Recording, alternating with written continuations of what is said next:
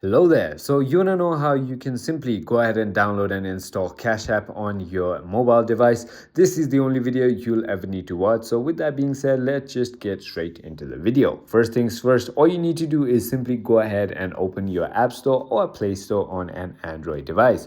Once you've done that, simply go ahead and click on the search button down over here and now simply search for Cash App like I'm doing right now. Once you've done that, the application that you want to download must pop up on the first. As you can see, there it is. Simply go ahead and tap on it. And now you can simply go ahead and tap on this download icon and go ahead and download it onto your device. It's going to download pretty quick. It also depends on your internet how quick it's going to download. Now all you need to do after it's downloaded is tap on the open button, and as you can see, you are already in, my friend.